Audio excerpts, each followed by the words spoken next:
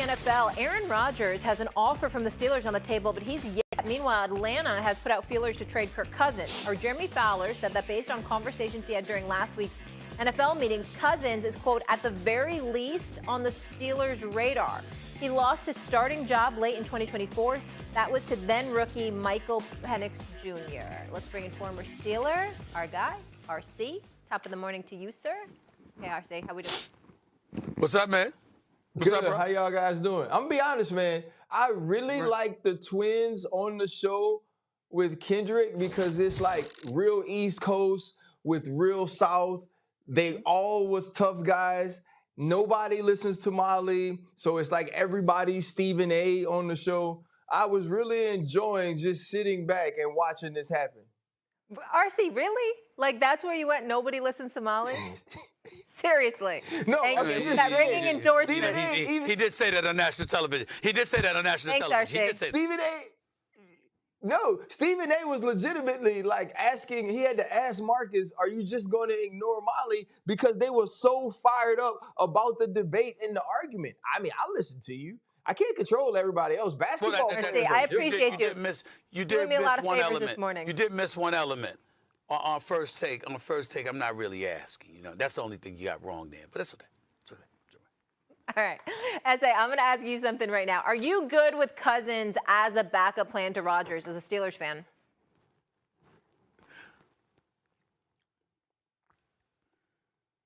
Me?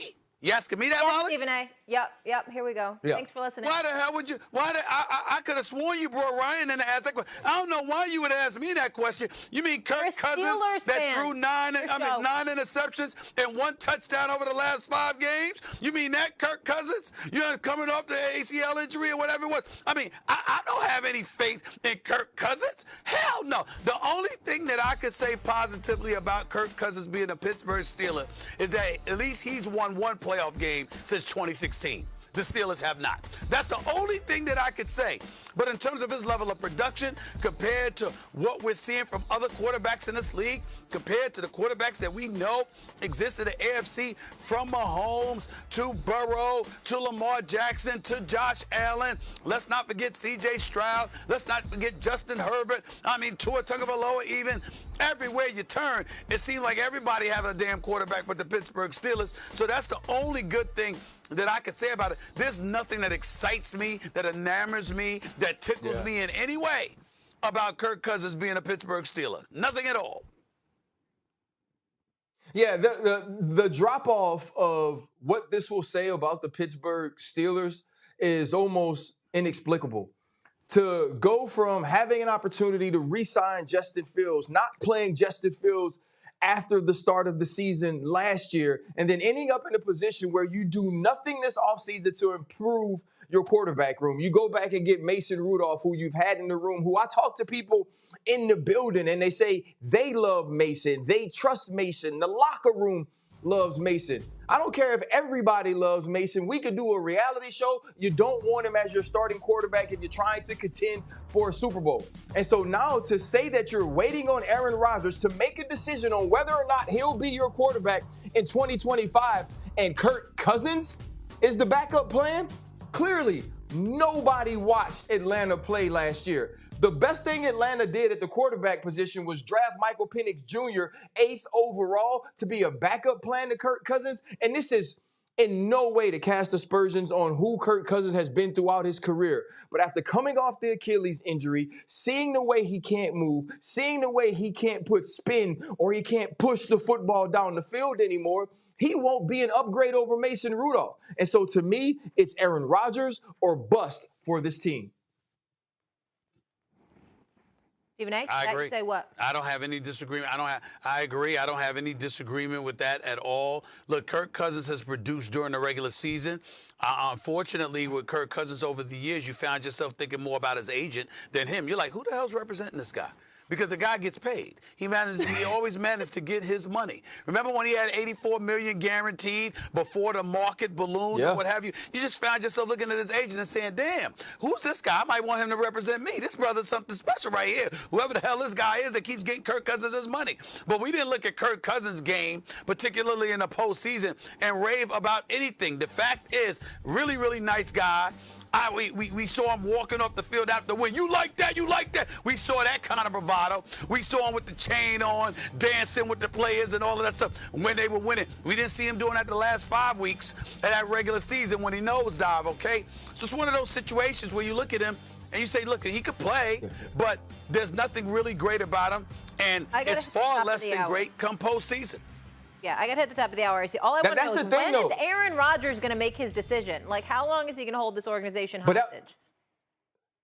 That's what I'm saying. Like, that's the point I want to get to, though, Molly. Doesn't it feel like we're talking about how far the mighty have fallen? Like, this is the Pittsburgh Steelers. Yeah. This is an organization that's only had 3 coaches over the last century. Right? They're the picture of stability. They're the picture of understanding how an organization is supposed to be run.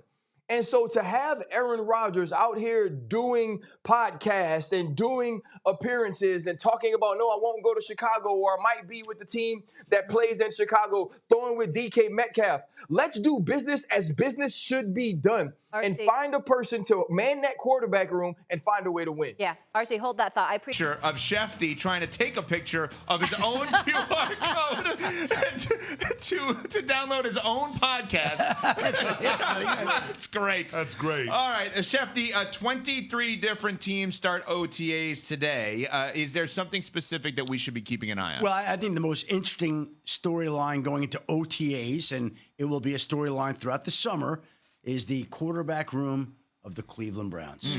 Is there a more interesting topic in the National Football League than who's going to be the starting quarterback in a division going up against Lamar Jackson and Joe Burrow and maybe Aaron Rodgers? Oh. Well, it could be Shedeur Sanders. It could be Dylan Gabriel. It could be Joe Flacco. It could be Kenny Pickett. We don't think that Deshaun Watson will be recovered from his second torn Achilles injury, though he's been throwing the football and trying to get back. So the Cleveland Browns are in OTAs, and I think this is a chance for them to get a extended look at some of these quarterbacks, see what they could do, see what they think going into the summer break and training camp this summer. But that's going to be something that I think we're all interested in all summer long. There'll be a lot of conversations about what Cleveland's going to do with quarterback. Shefty, last week this time, we were given last rites to the tush push. Fast forward to a week later, impassioned plea from Jeffrey Lurie, Jason Kelsey, and others. How did we get to the place where the tush push is now going to be allowed for 2025? Well, I think the Eagles made a very persuasive argument, and you needed 24 teams to vote against it, and the league got 22. They fell 2 votes short. So clearly, all the lobbying that the Eagles have been doing for weeks, all the calls that they made individually to general managers and coaches and owners across the league, it carried enough weight on a couple of teams to prevent them from